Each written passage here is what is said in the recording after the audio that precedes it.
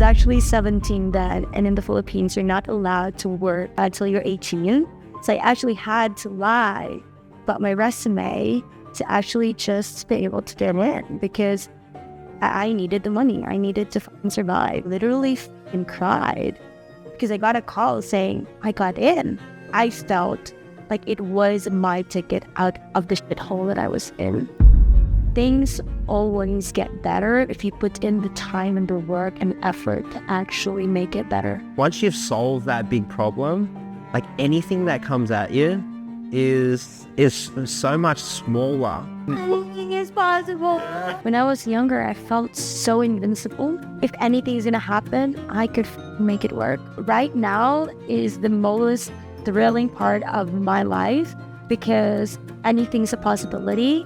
If you want something to succeed, you really do the best that you can to make it work. You can't really think of a backup plan, right? It's just like go all in because once you've made that commitment, like anything that comes to you, you can easily say yes and no to things, right? And then it will eventually lead down to the path that you want. All right, welcome back to the Creating Freedom podcast.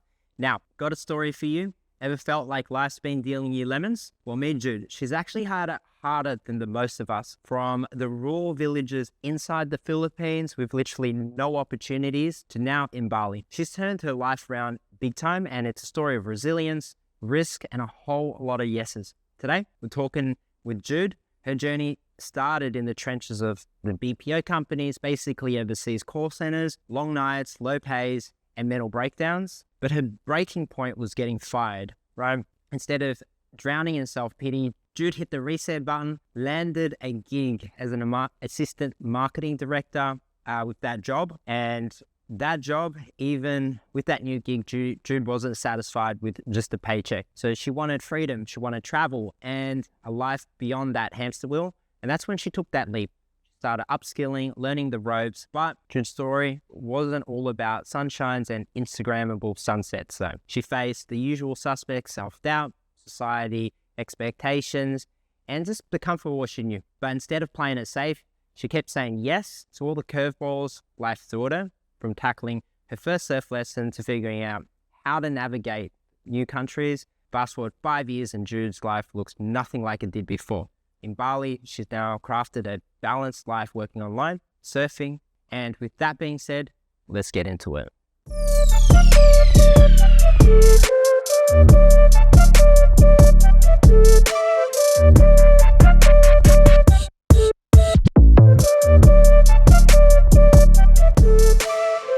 All right, let's kick this off. Can you tell me your name, your age, your gender, and your pronouns, and your location, where we are? My name is Jude. I'm 30, turns 30 end of May. I'm a female. My pronoun is a she and her. Her, she, her. She, her, I mean, however, whatever fits your boat. Floats your boat. I'm sorry. I don't know how to be politically correct about this. I'm in Bali, Indonesia. Good. All right, can you just tell us where you're originally from? I'm originally from the Philippines. Okay. And how long have you been over in Bali now? In November, it's going to be my 5th year here in Bali. 5th year, wow.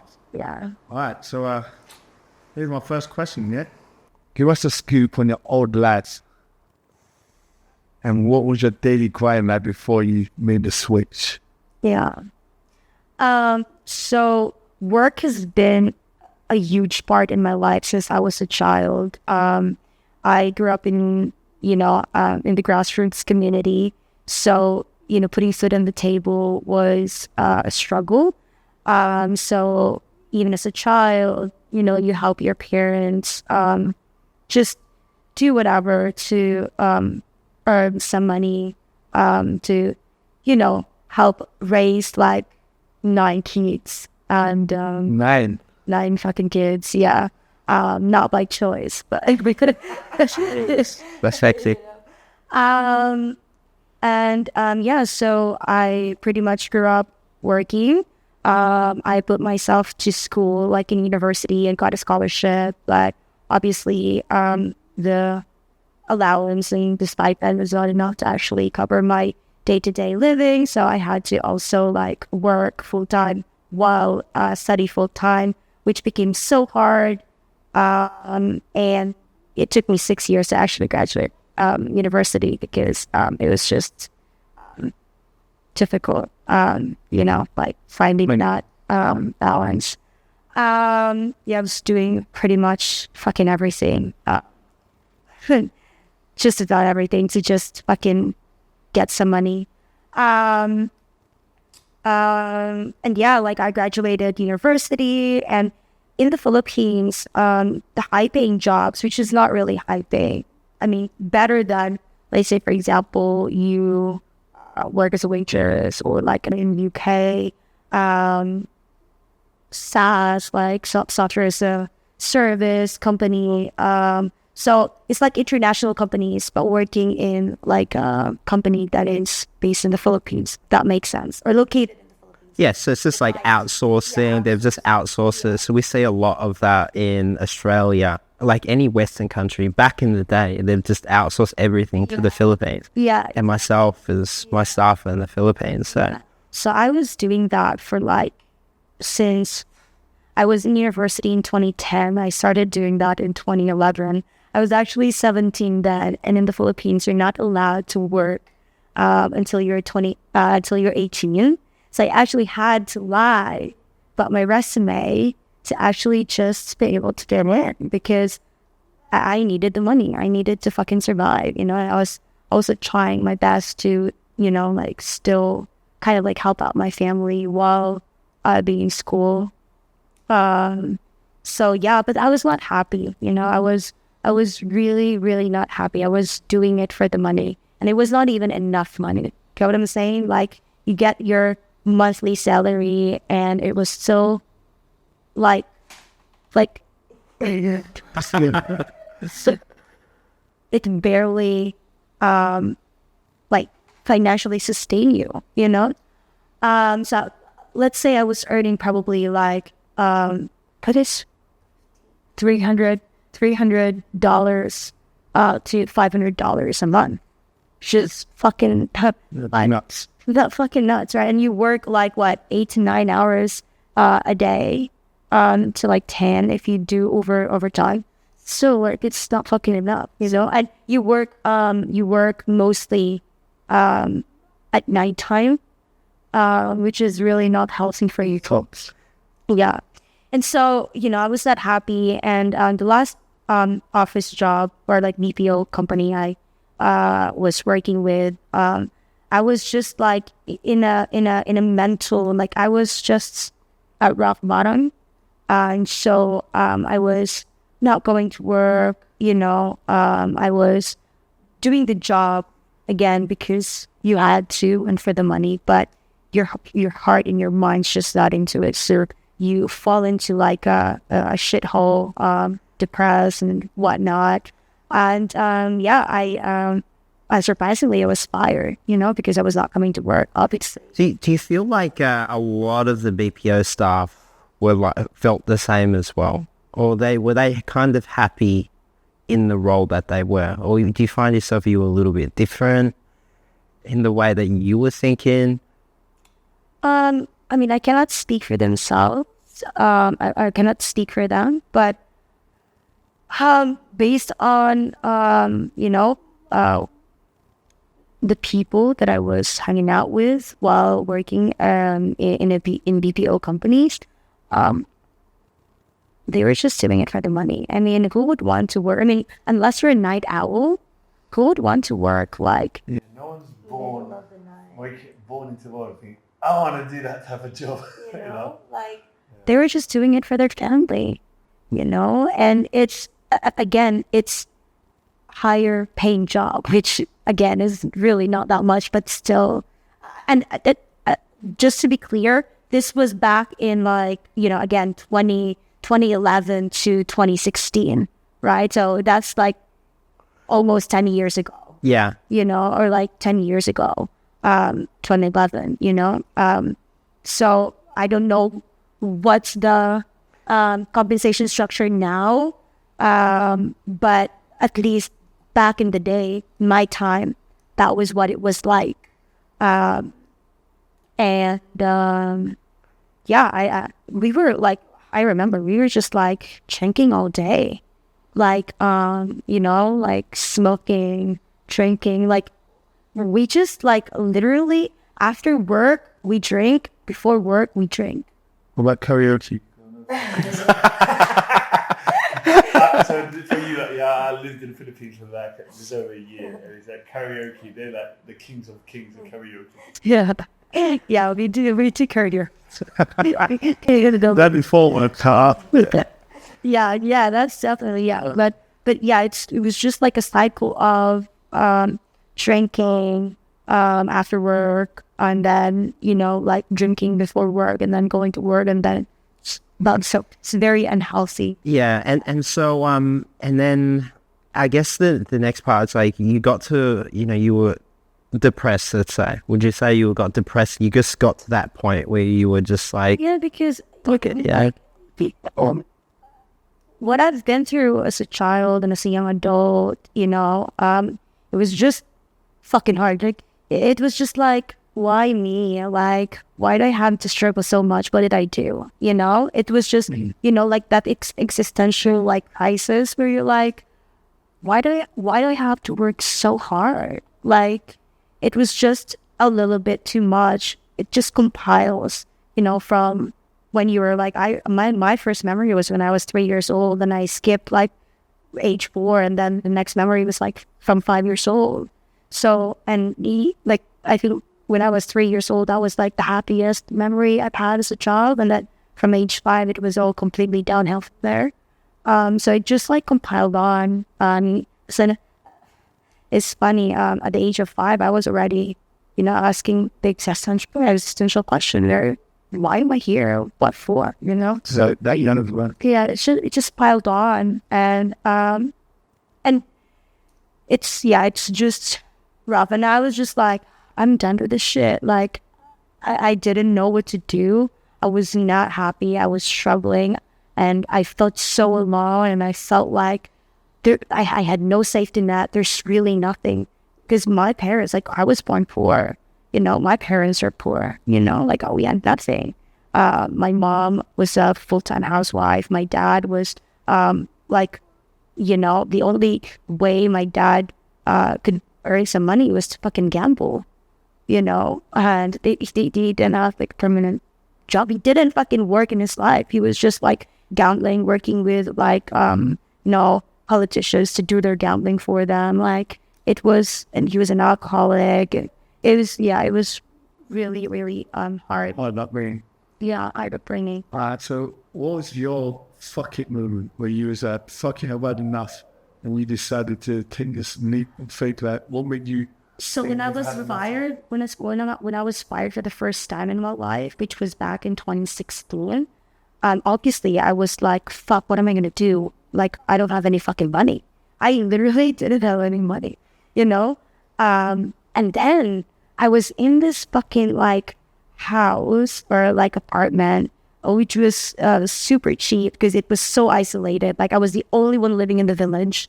Like my neighbors were like so far, but it was the only place that I could afford. And I was like, it's okay. I like my alone time. I like being on my own space, but it was like the walls painted black. It was like so depressing. And I was just like curled there and just like,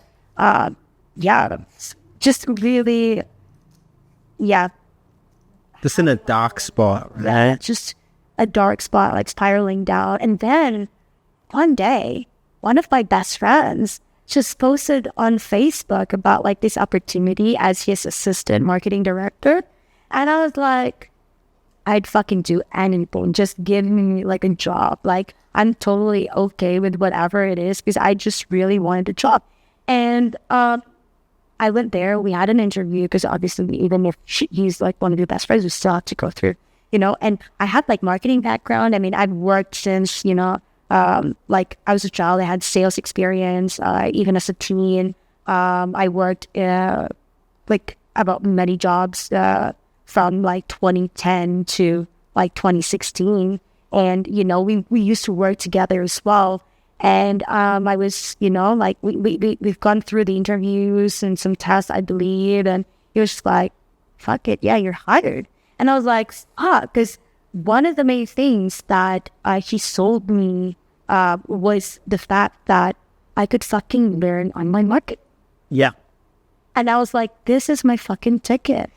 And so is this something, looking at your LinkedIn profile, yeah, you do have, like a bachelor's in, I think, arts and mass communication as well. Yeah. Did you not see, I was just wondering did you see that coming, or like, because what they teach in school is very different to what it is like in real life, in reality, right? But the whole online thing, like, I don't know, did they teach you anything about online with your bachelor's? No. At least during my time, no. I just heard about, like working online, digital, because it was not popular back then. Digital nomad, like nomadism, if that's a word, I think. Yeah. It was not popular back then. Especially in Philippines. Yeah, it was like online work. I mean, what was that? How could you fucking work at home, And no, it is not taught in our school.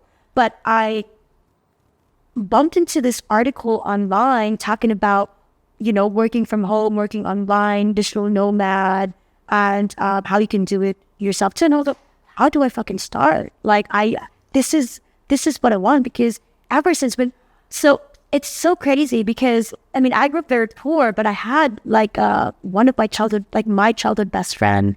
She's super smart. He's one of my, like, really, like, I owe him my future, actually, because she introduced me to a world of possibilities. Like, he got into Princeton, he got into Harvard, he got into Oxford, he got into Massachusetts Institute of Technology. He finally went to MIT, just for him to see how well could he go for like all these like prestigious universities, and so he went to MIT, went to the US, and I was just like, oh, that's fucking insane. You can actually do that. Like there's because I lived in a small village. It was like in between a fisherman's village and the like mountainous village, So my horizon was so limited.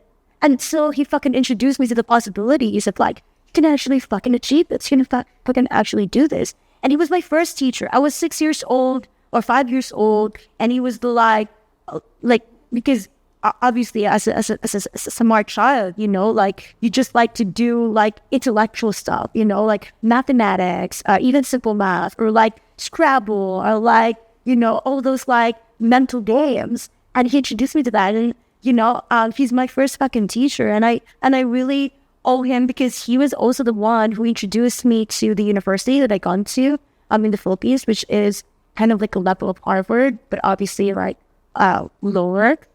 But it's like the Harvard in the Philippines. It's called the University of the Philippines. And I was like, maybe that is debatable, but I'd still like to believe it is.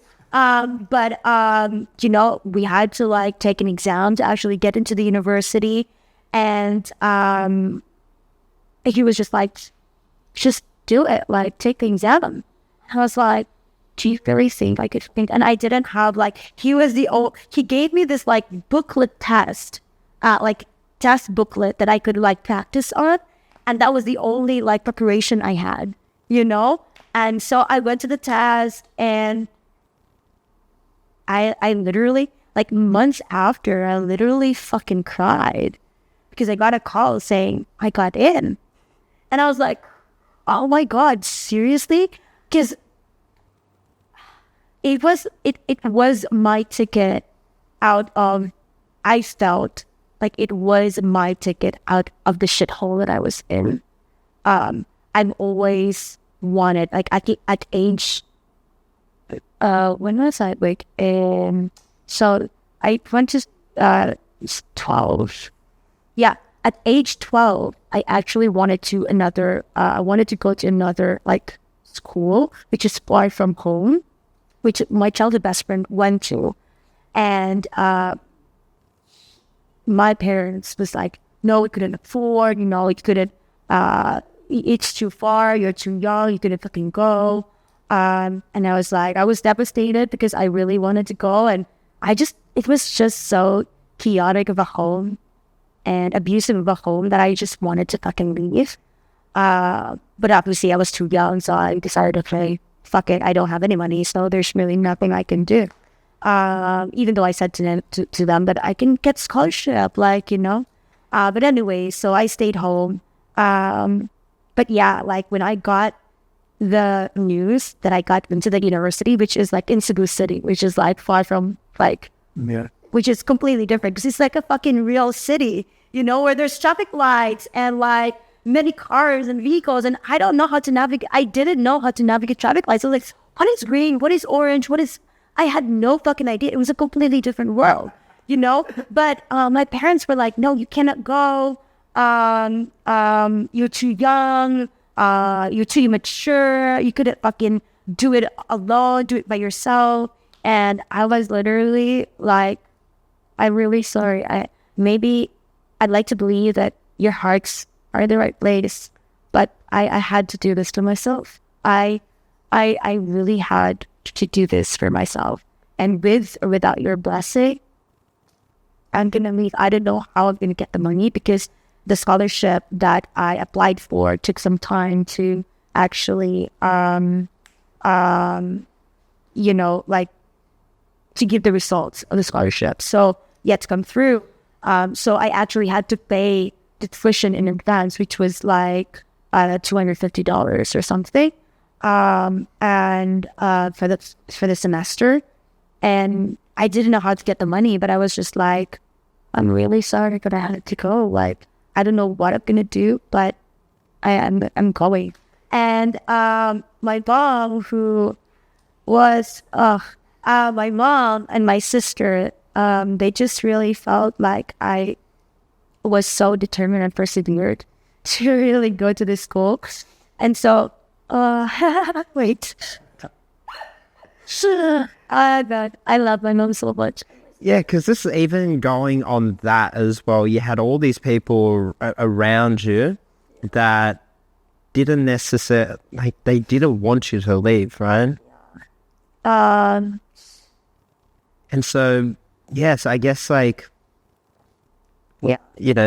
would have been quite courageous to be like, you know what, I'm going to do my own thing, especially when you've got nothing backing you, no safety net, just to go, you know what, I'm going, right? And I guess part of it was your friend, your best friend, just getting you to see the light, seeing Actually possible. Exactly. Actually possible. So it's about that. Yeah, he was actually really, So your mom and sister chipped in then? Yeah, so my mom, she has some gold jewelries that my sister, one of my sisters, gave her. And so she went to the pawn shop to actually pawn her jewelries and used the money for my tuition. And I remember it's so funny because it's the most money we probably had, like $250. And so it's so funny. When I left home and went to the city, my mom was like, "Put the money in the stock." Put your money in the stock. For us, it was a lot, like it was the only money we had, so we couldn't afford to. And I actually did. Did you lost it? No, I had to put it in a sock. And then when she got to the accommodation, under the bed, yeah. Oh my god, this is so funny. Then my sister, when I actually had to go to the city to do the enrollment, go through the enrollment process, she also came with me, not the enrollment process, but before the enrollment process, I had to go to just check out the school. Yeah, something like that. I don't exactly remember what we did because we didn't process the enrollment yet. Because I remember I did the enrollment process by myself. And but yeah, my sister was super amazing and supportive as well. In fact, when she had like some money and like got a good job overseas, like she was paying for my school, and that's why I also like owe her so much. And like yeah, like I am so grateful for her. The whole thing was where was it that fuck it moment that so you started studying all that? When was it where you was like, fuck this, I'm leaving the country, that Yeah. Yeah, so maybe once you've done, I guess you're working for your friend as a marketing assistant, right? And then maybe start from there. And so I worked as one of my best friends, assistant marketing director, and I was pretty much helping him run the business, because I did have like a background, just not the specific skills, like for example Facebook advertising or SEO or Google Ads. Like I had no knowledge on that, and so he did teach me how to do Facebook marketing. And but it didn't pay good. I was paid like $225 or something, which was fine, because that week monthly for the people. Yeah, monthly. Yeah, but Is that US dollars? yes, yeah. I sorry.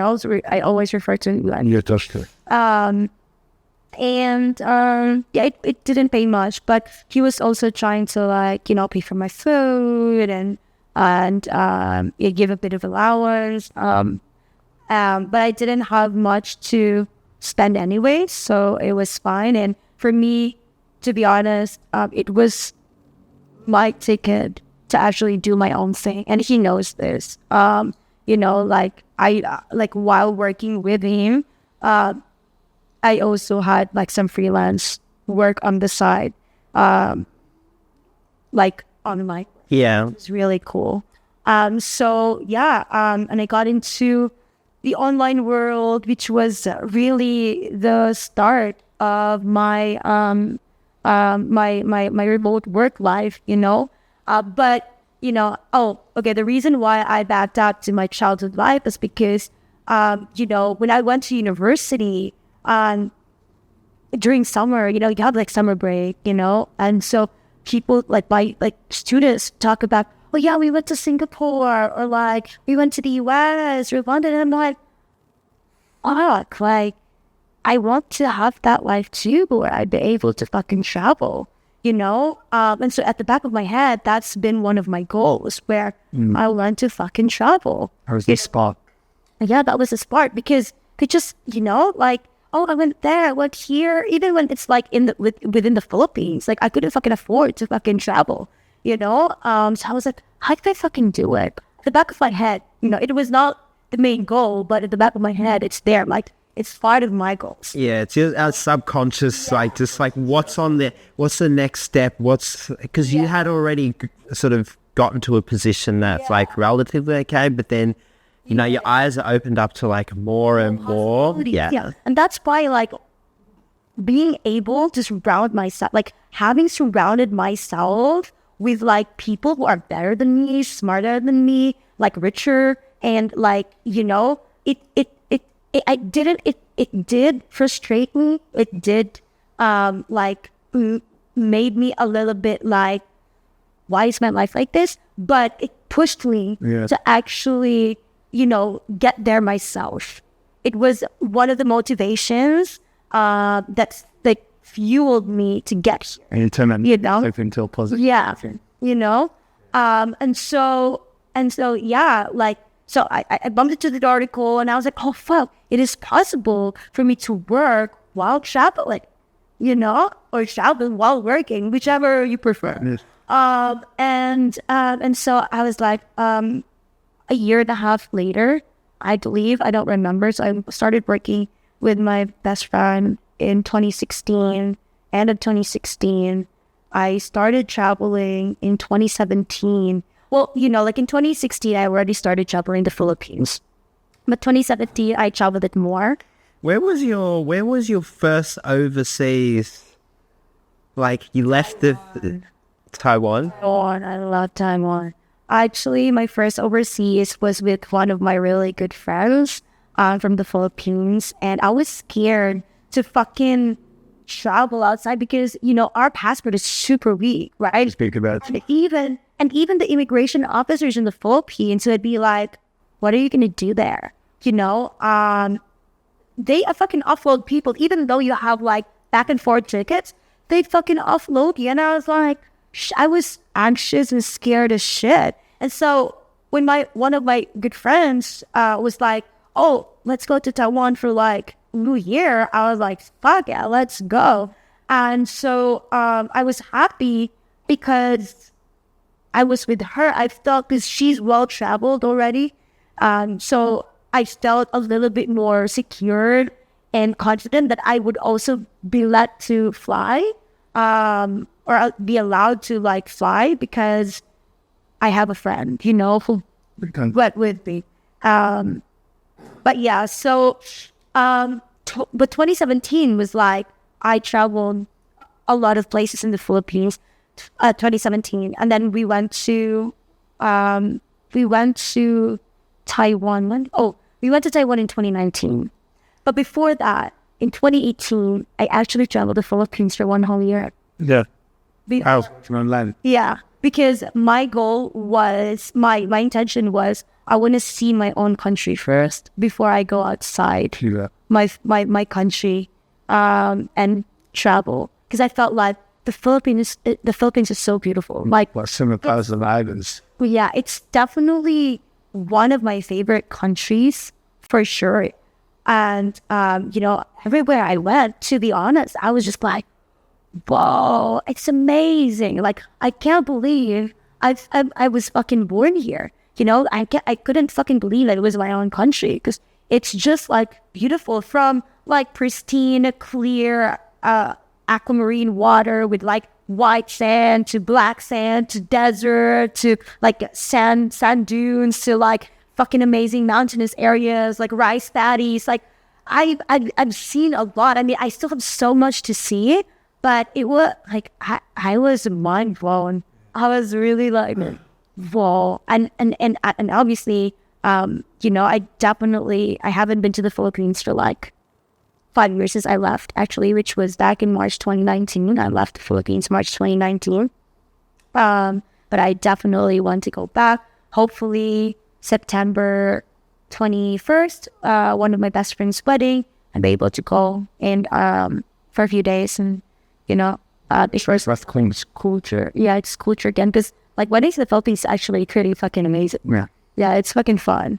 I remember I was at it's in Kalinga, and it was a mountainous area. And I remember this was in 2017. You know Apawangan? Nah.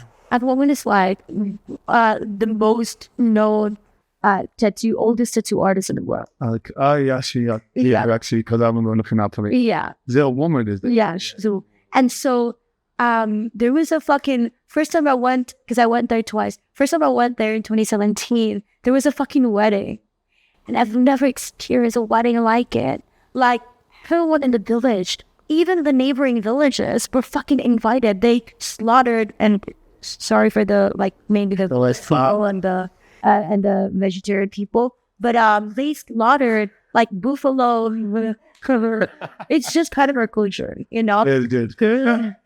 They slaughter like water buffaloes and like pigs and like I don't remember, maybe cows, to like actually feed not just the village but also the neighboring villages. And then at night we gathered around this like massive bonfire and circled around it and like did like a fucking courtship dance like around the bonfire, and there was like massive gongs, and it was just like so fun and so cultural, and I have never seen anything like it.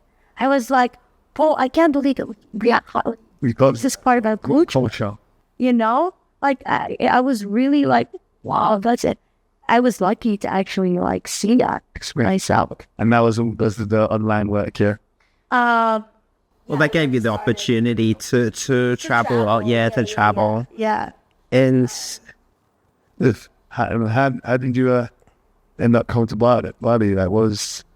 How did you? Yeah. So I was traveling Philippines for 1 year, and so I mostly was up north, so like the Luzon area, and I passed by this. I had no idea about surf at all, no idea. I had zero knowledge of it, and then I just passed by La Union, which is like a surf town and a famous surf town in the Philippines.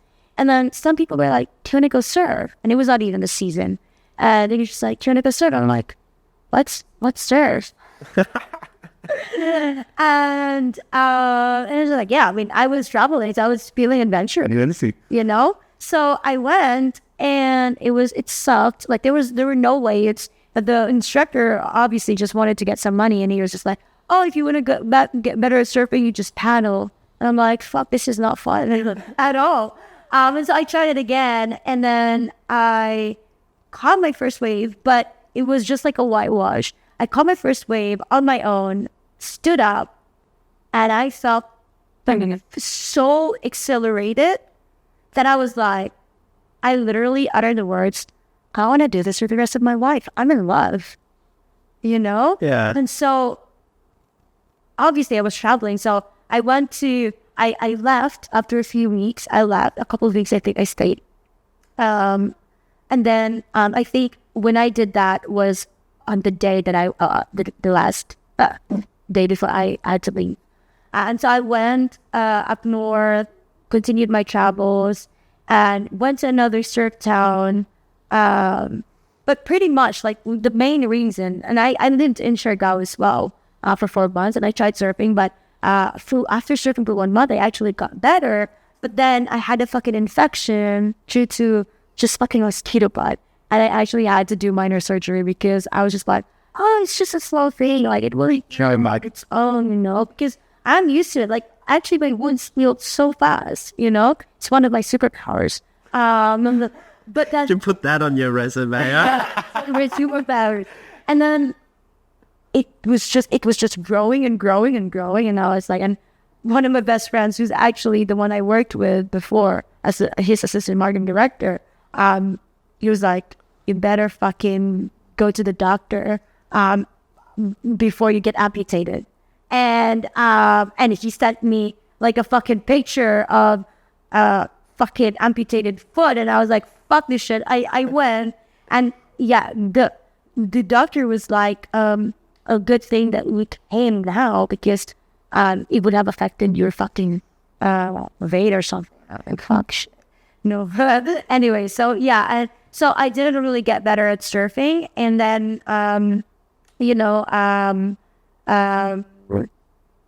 with surfing, like and also actually Siargao, at least during the time, which was about back in 2018, internet was not good. Like I could hardly do any work at all. And now I heard it's better. Yeah, when I was there in, I think, 2018, that we got Sam Island, it was just lacking the internet. Yeah. Yeah. But now they have Starlink. I had to go up on a mountain, that literally took me 15 minutes to walk up on a mountain. Yeah. Do you think, because it seems like, just listen to the story, right? Like, you know, you the opportunities have presented itself, and you've just said yes to a lot of it, and it's sort of guided you to, you know, where you are at the moment. Yeah. So the digital nomad stuff, well, that was an opportunity that was presented, and, you know, you just grabbed it, right? Yeah. And then I guess through that, you were able to travel, you know, around the Philippines. And then with the surfing, it was just like a yes, right? Like a yes as well, wasn't it? I was young, you know? I mean, like, how old was I? Like, in 2018? It's 2024 now. I'm 30. Oh, what now? We're only about 24. We took... 24? Wait. 24, yeah. 2024, like, it's 20. It was like 8 years ago, yeah? So like 23, 24 maybe? Yeah. So I was young, and I felt, to be honest, before when I was younger, I felt way more invincible. Feel like I could do anything and nothing could stop me. Because I think also because I've been through worse. Yeah, I think that's part of it. Like, if you've gone through the shit, like, everything else just is like, that should happen. Like, that. And, you know, like, one of the things that I've learned a long time ago was that things always get better if you put in the time and the work and effort to actually make it better. 10%. Even when you're going through a shithole, which I do. Still, like, I go through shitholes all the time, but with my perseverance, with my determination, and with the time and effort that I put in to actually make the best out of anything I'm presented with life, it just gets better. I mean, even though you feel like shit, even though you feel like you wanted to die, even if you feel like you couldn't fucking do it anymore, it's just that initial reaction, because we're humans, we're allowed to feel that. But once you get past that, you're like, fuck yeah. Yeah. I can definitely do better. Yeah. I can be better. I can make my life better, you know? And get The journey. Part of the process. Yeah, absolutely. Like the you know, and especially growing up in the Philippines as well, you have it. I feel like, you know, like, I'm in Bali, Simon's in Bali, we're all in Bali at the moment, but I'm coming from Australia. He's come from London, right from the Philippines. That's such a bigger jump, and that's such a bigger struggle. And how I see it is, you know, the bigger the problem is, every other thing, like, once you've solved that big problem, like, anything that comes at you is so much smaller. Yeah. I think there's definitely that comparison that you can make for yourself to be able to say, I've been through, like, worse, you know? It's not like the process maybe gets a little bit easier, but the feeling is still that same thing. You get what I'm saying? Like, the emotions and the feelings that you feel when, like, things go to shit, it's still the same. But how you regulate it, like the process of you being able to regulate your nervous system and your emotions, is definitely better than before, because you're able to recognize that, hey, you've been through worse before. You know, you'd be able to, like, bring yourself back to a state of, oh, Jude, you've done such a great job. Like, you've gone so far. Like, looking back, like, no matter what I've done, like, childhood, even surfing, like, it's, you go back to, like, day 0. And you're, like, at day 1 million. And you're like, wow, that's... even though the journey and the process is not as enjoyable as we want them to be, the end process is just like you get what I'm saying? Yeah. Like, wow, Jude, I am so, and I am my best friend. I do my best. I am my worst critic, but I'm also my own best friend, where I constructively criticize myself, sometimes destructively, but mostly constructively criticize myself. But also, like, I am my own cheerleader, where I'm like, Jude, go, because no one else is actually you.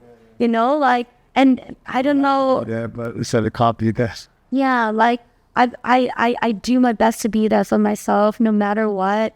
You know, no matter what I put myself into, because I'm the only one. Like, you know, the things happening around you is not within your control. What you have control over is your response to whatever it is going on around you. And so I really do my best to be like, Jude, I'm proud of you. Jude, you're doing a great job. I know it was hard. I know that, you know, it was not your best, but like, especially when you snap at something, you know, like, which I can too, you know, because I'm human. Like, when you're not in the best mood, in the best state, you're like, fuck this, man, you know? But then you realize that and you're like, oh shit, you were quite unkind earlier, Jude, you know? And you tell yourself that. You're like, Jude, you were being unkind. And you're like, oh fuck, I'm sorry. Like I was unkind and I know I'm not, but I have my moments and I have to be compassionate about myself. You know, like I have to be compassionate with myself because again, I'm flawed like everybody else. I'm not perfect. And no matter what, like we make mistakes and that's fucking okay, you know, because we have our own like biological composition as well. And you're just not in the good mood. You're just like, you can't be fucked, you know? You just can't be fucked. I'm like, bro, you're fucking thinning my patience right now. Yeah. You know? And that's fucking okay. You know what I'm saying? Now that you're at this position with like, we've heard sort of that, now that you're in Bali, I guess you're relatively comfortable, you can support yourself. Are you happy with yourself? I guess, are you happy with yourself? Are you fulfilled? Like, I am very, very happy with where I am now. Obviously, I am ambitious and I have goals, you know, career-wise. And I am not in a place where back in 2020, I started my own marketing agency, which was actually quite successful. So that was the most like financially abundant I was. And then, you know, COVID was during COVID, and my intention of living in Bali was to make it as a base. I still want to travel. I wanted to travel in between, right? COVID happened and there was this like restrictions and, you know, vaccinations. And not that I have anything against vaccinations, right? But for me, it's just like, I didn't want to do it then, you know? And so for like 3 years, I was just stuck in Bali, happily stuck in Bali. But the trouble bugging me was like, you know, like I've been in one place for too long. And also I was working like 40 to 60 hours a week. Because, you know, when you have your own company, you work 24/7. it's much more than that, but yeah, going. 24/7. And, you know, when you rest, it's not really resting because you feel guilty for actually just laying on your couch. So mentally, you're not resting. Some brain is always like, Yeah, your brain's I'll sleep by the when you're like, mind. yeah, when you're doing something else that's not work, you're like, Jude, what the fuck are you doing? You know, when you're doing something for pleasure or socialization, it still fucks up your mind because you're like, I have a business to fucking run, you know? So I was happy financially, but not happy mentally, you know? And so after 3 years back in 2022, end of 2022, I decided I'm going to start 2023 fresh. And so I took a sabbatical for 1 year. I didn't work at all. And you know, I was just using my money to actually go to India, Nepal. You know, I did some projects here and there, like after 6 months or something, but not like... What countries did you go to? I went to India for 4.5 months. I was in Nepal for two weeks. And then, yeah, I came back to Bali and just, you know, did my own thing here, like surf. Because I didn't surf for what, 5 months.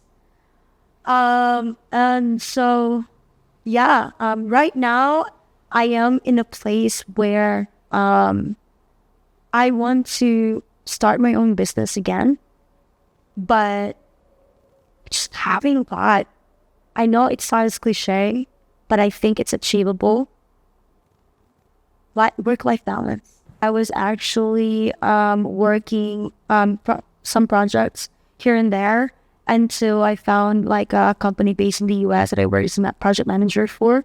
And I was actually like happy with the job, even though it was completely different than what I'm used to, because they're like in the HVAC, electrical plumbing industry. And so, but they were doing like mostly Google. Yeah. So I was like, oh yeah, and like go high levels Yeah. of like data science. And I was like, well, that's pretty fucking impressive or insane. And I wanted to, have some knowledge and insights and actually how that works. Not that I'm going to go into that career, but I like learning new stuff. And the best part of it is that I work 8 hours a day. Yeah. And it's like in the beginning, because, I just wanted to work. In the beginning, I was working nighttime for like a couple of months until we decided to do like flexible schedule. Yeah. Which is what's really important. Actually, it's so funny because the CMO, the chief marketing officer of that company, offered me a flexible schedule because I had to do like a US hours on the first couple months because I was in the senior leadership role. I was just not happy with the US hours because I die for flexible hours. Yeah. And so 2 months later, I was gonna be like, oh, I'm gonna have to like leave Yeah. because this is not working for me. But he actually offered me to, Jude, I know like you live in Bali and you have a different lifestyle. Would you like to do flexible schedule, but we'll have to take you out of the senior leadership role. And I was like, man, I really don't care. Sign me up, huh? If it pays the same, Yeah. it's good money. I'm like, if it pays the same, I'm okay. Like I don't need your fancy title. And that's what I realized. Like I didn't need a fancy title to actually be happy because after like while working for them for 8 hours a day, flexible hours, I did have to do two hours overlap, which is like from 8 to 10 p.m. to do like US hour calls, which was fine because that is still like a healthy time frame. But I was happy. I was like, that was when I realized like I didn't need a fucking fancy title. Like I was the CEO for my own company. I was the COO, like chief operating officer for another company based in the US while running my own company. Until they were like, should we want to work with you exclusively, which I did. So I was more happy, like because I get to socialize, I get to like, like serve more and like do my own thing. And like when I was not working, I was literally like completely off. I was not working on weekends. I was completely rested. I was completely like, this is just work, And so, but again, the ambitious in me is like, I want to do that with my own company. Yeah. And I think that's very possible. And I don't know the ins and outs of it yet, how I'm going to do it. But I want to be able to have my own company and still be like having that balance of when I'm off, I'm off. I'm completely rested. I'm not going to think of work, And maybe that's going to be possible because bits and pieces of work is going to be there in your mind, especially when you're ideating, when you're brainstorming. It's always going to be there, right? But more like regulating my response to these like thoughts where like the feeling of guilt and anxiety, I want to regulate that.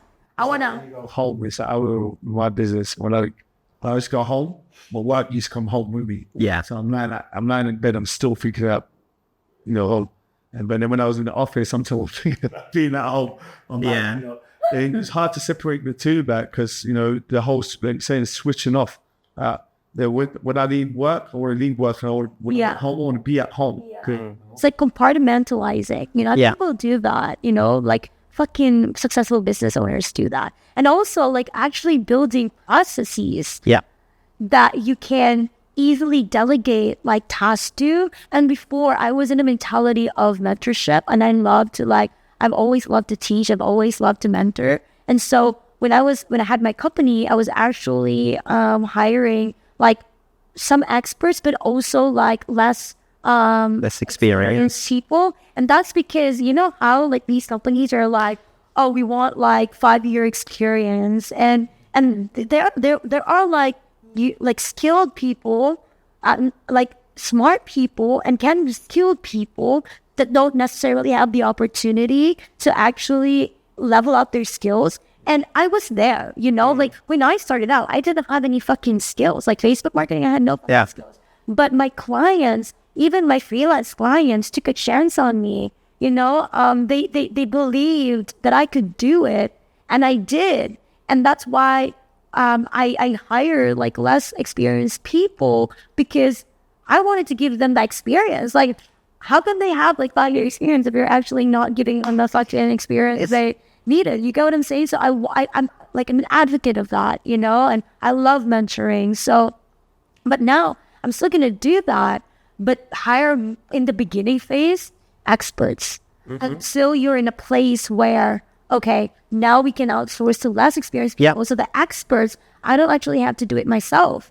You know, the experts, and actually like just thinking out loud about this now, you know, and have the experts mentor Exactly. the less experienced, and you just overlooking things, you know. I mean, that's how it should be. Yeah. You know, like as a business owner, and that's what I'm working on right now. Where I'm like, I mean, after my fast.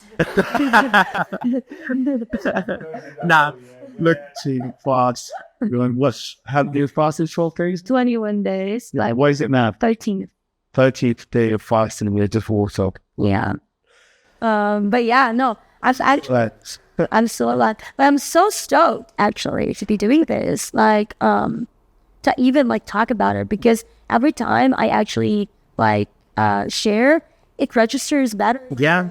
I think you're definitely on the 100% on the right track with that. I've got like another strategy as well for you. I got 2 strategies that I use. I'll share with you. Oh, awesome. If our audience are like the Western, it's like, look, if Jude can do it from the Philippines, right, and you're in your 9-to-5 job, and she's made that decision. That's what I say. That is that. There you go. It's that when anyone's watching this year, you see where Jews come from. Yeah. It's possible. Yeah. So it's for anyone. Anything is possible. You know, for people who's watching this right now, you might be thinking the same kind of thing. That would you say anything? That, you know, a lot of people have these doubts. Like, do you have any doubts? And people that put any doubts in your head? No. And how would you think? What would be a good way for them to fight against around that? So I say, Again, when I was younger, I felt so invincible. So I didn't think of anything bad that's gonna happen, and I felt like if anything's gonna happen, I could fucking make it work, and that I would make the best out of it. I was just in that positive mindset that if fucking universe gives me a bunch of lemons, I'm gonna make fucking lemonade. No, but seriously, it's true. And I think also, again, I've been through worse, and that's why I felt invincible. I felt like I could do anything because I've been through worse. And the main thing is, you can always, if things don't pan out the way you intended them to, you can always find a way to turn it around. And you can always find a way to make it better and to make it work for you. Because no one else can, but you have the power to. faith on the move. You have the power to, and no matter what it looks like, you have the power to like make things work for you and make it better. And that involves a lot of hard work. It involves time and effort, and, you know, like sitting with yourself and actually, Beliefs. like, I think also, you know, a lot of people try to escape, and traveling is more like, so for some people, an escape. But for me, and it was not even finding myself, but for me, it was more like wherever I am was home, you know? And it was more like being in different, like, culture and surrounded by different kinds of people, and like really immersing myself with a different kind of world. Even though like Asia is pretty much the same as, you know, other Asian countries pretty much the same as the Philippines, like it's different. It's all the way, you know? And sitting with yourself really like instead of escaping whatever it is you're trying to escape, facing that head on. Because that's the best thing you could ever do to actually I don't know, like find whatever it is that you're trying to find. Have you found? You think you found what you've been looking for, or you just Yes. yeah I think I was not looking for anything. yeah To be honest, it was more like I wanted to live this life. yeah 100%. It's more of like seeking for something. It was more like I want to see how life unfolds, and What you can get out of it, yeah, it is. yeah, and enjoy and I know again the process and the journey is not as enjoyable as you want them to be a lot of times, but once you get past that, you know, it's when it becomes enjoyable, if that makes sense. Because the next part is like the reward or something. Yeah. So what's next for you? What does next look for you? Like, you know, I think you're in such a good position. You're good. You're in such a good mindset. You know, like, do you think you can stay in Bali? Maybe not stay in Bali, but continue what you're doing in terms of like, you know, moving where you want to move and living where you want to live. Think you can do that for the rest of your life, or are you a little bit more ambitious and you're like, look, I want to kind of level up? To be honest, right now is the most thrilling part of my life because anything's a possibility. I don't have anything set to stone. I always go with the flow because again, there's always that ambitious of me, and there's also that travel bug in me. So finding a way to mash them up would be the best thing ever. But really just, I can be spontaneous sometimes too. A lot of times when I left the Philippines, it was spontaneous. Like I booked my flights 2 weeks before I actually had to leave. And I was only supposed to leave for I was only supposed to be gone for 2 months. And I decided to ditch my flights. I had like back and forth flights from one country to another and back to the Philippines. I had to ditch some flights and actually like end up living here for 5 years. And I haven't been to the Philippines for 5 years. Like I can be very strategic and very much of a planner, but also I can be spontaneous. And I think I've got it. I believe I've got it. Like, you know, well, like... It's like almost like an organized chaos. Yes, for me it's the same. Yeah, like I can plan meticulously to the dot. I'm very like, and then my schedule on a daily basis, especially when I'm busy, is like really on the dot. Like 5 a.m., 6 a.m., 5:15. Like I gotta know what to do every minute so that I don't have time to think of anything. Yes, versus like, and then at the same time, the mate messages, let's have a drink and drop everything. Yeah. So yeah, I can be spontaneous and be very strategic and organized. But I just think that there's so many paths to wherever you want to be. Like there's so many paths. You don't have to be constricted with this direction because one destination, and you can have as many destinations as you want, but one destinations can come from this direction, this, and it can be like zigzaggy, and that's okay. Yeah. You know? Yeah. Yeah. You know, I forgot to mention this. I became a digital nomad back in 2017 because I got turned down by the US Embassy. Because I applied for a US visa, so I had a client then, and they wanted me to attend like the biggest international conference in the world with like Daewon John and other billionaires speaking in that event in San Diego, California, and they were going to pay for everything, flights, allowance, travel insurance, and whatnot, and everything.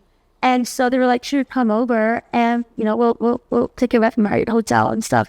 And so I was like, fuck yeah, I'm going. And literally like 30 seconds of handing my fucking documents, like my bank accounts, like my clients' details, like the letter of notice is up. Yeah. They just like, nope, turned it out. And I actually, like, I mean, I don't know anyone who doesn't have any rejection issues because we always want to be accepted. right? And so the rejection trauma, like my rejection issue got triggered. I was like, fuck that. I'm going to open another door for me. You close this door, I'm going to open the door. And I became a digital nomad. That's literally how I became a digital nomad. I was just like, you won't let me go? That's the story I never put there. Like literally, that was the start of my nomad life. And I was like, I was in the mountainous area and I was still like having like Skype calls. I'm like, it was a little bit glitchy sometimes, but you can still fucking work. You know, as long as you don't have like Skype calls. Yeah. But yeah, and I had like 3 different like SIM cards just so this one doesn't work, another one works, and this one. Yeah. Just having all the backup. And you just really do. If you want something to succeed, you really do the best thing you can to make it work. If you're not as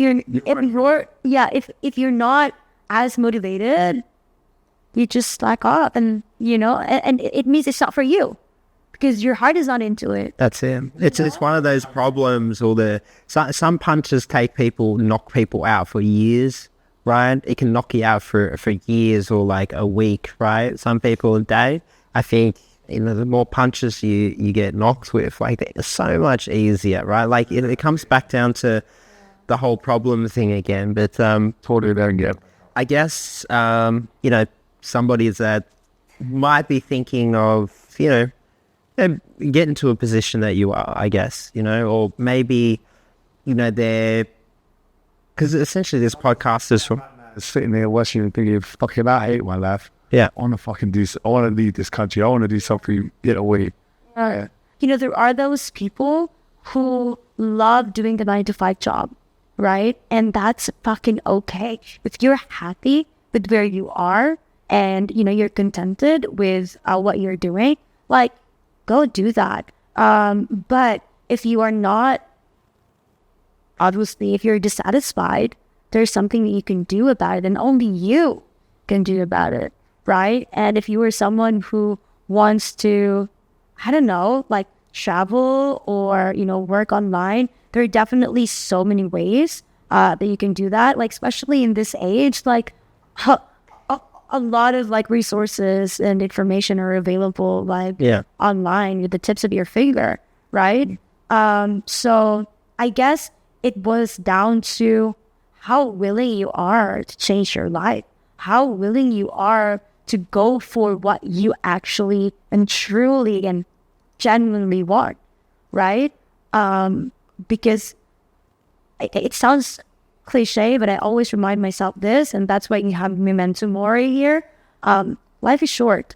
Life is fucking short. And, you know, tomorrow may not come. And that's true. It may sound morbid, but tomorrow may not come. And this is maybe the only time we have left, you know? And, yeah, like, you'll probably hear it a lot. And, you know, like, again, cliche it may be, but it's just fucking true. And, like, live for you. You get what I'm saying? Like, whatever makes you happy. It doesn't have to be traveling. Like, if food makes you happy, like, well, okay, getting some KFC after this. This is a 12-day fast, massive man. Like, but in all seriousness though, but I'm hungry, to be honest, actually. But to be honest, like, ikigai also. Yeah. Ikigai. And yeah, and they don't have, I don't know if you know, you read the book, but they don't have to be huge. They don't have to be like overly meaningful. Like, even just living for sunrise, or living for like coffee, living for surf, living for books, like, you go and say, yeah, it's different. It's like, you know, I've always been aiming for the stars. Yeah. And, you know, because I think so high, it hurts me every time, you know, trying to get up there. Is that some people's lives, and that the best example is my mum. My mum, all she wanted, to have kids, and have a good family, and raise her kids well. That's all she wanted. She never wanted them close. That to her, you know, she saw her kids do well in life, this and that. She's happy. She didn't want nothing else. It's simple. And I was like, wow, you know, my mum's, and that's why I wanted to succeed more, to make my mum feel like she's definitely succeeded. And that's what it is that some people want to build a big business and be a millionaire. Some people want this. My mum just like, I want to have a great family. I want to see my kids grow up more than what I had. And that was her success. That was her happiness. Yeah. But for that one person, that one person that is, either listening or watching, right? That one person, it's okay that, if you want to run that life, go through that. But that one person is like on that fence, right? And how would you sort of advise them or give advice, knowing what you know now? Because it's probably somebody from either Melbourne or London and from the Philippines, from where you came from, knowing what you know now, if they wanted to live your life, like what would be sort of the first step that they could possibly take, right?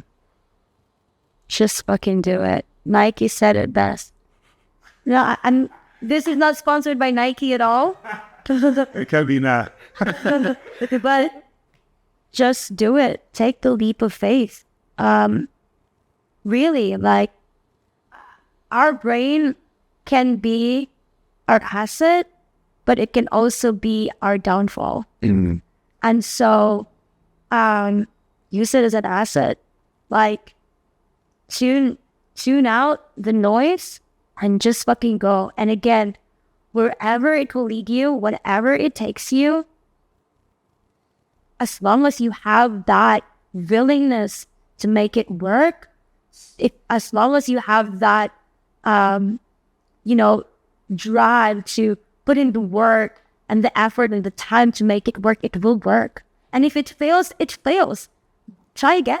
You've learned a lesson. Yeah. It's not the worst thing that could ever happen. And many successful business owners and successful people in the world like say this. You learn best from mistakes. I learned best from mistakes. And that's why I can be a perfectionist for sure. But I give room for mistakes. I give room for failure because they're fucking assets. Like, they allow me to know, okay, this is not what I'm going to do next time. This is how I'm going to make it better. Appreciate it. Thanks for, coming around, sharing your story, because I think it will help a lot of people as well, right? I guess, it will, because the thing is, like, the reason why, me and Simon started this podcast is for almost like the people back at home. Like, my personal reason is because, I can, I'll have a look on my Instagram stories and the people that are watching, and I just know that, they're watching, but I can just feel that they're, some of them aren't happy, right? But some of them can't leave. And I think, you're a prime, inspiration for, with your own story where, somebody that's from Melbourne, if they were to fail, and this is how I think, if I were to fail, what's the worst that can happen? I always think, what's the worst that can happen? Me fly back home to Melbourne. That's it. I get a job. Like, that's all, right? I mean, yeah. So look, It's so crazy you mentioned that because, one of my motivations also to like make money is that I don't want to go home because I don't have a house in the Philippines, and I definitely don't want to stay with my parents or my sisters. I love my sister, but and I don't have like I cannot go back to that. That's my also. Yeah, but I think like the biggest growth for me was just going all in. Like, that was the biggest, was like literally, you can't really think of a backup plan, right? It's just like go all in, because once you've made that commitment, like anything that comes to you, you can easily say yes and no to things, right? And then it will eventually lead down to the path that you want, right? Yeah, so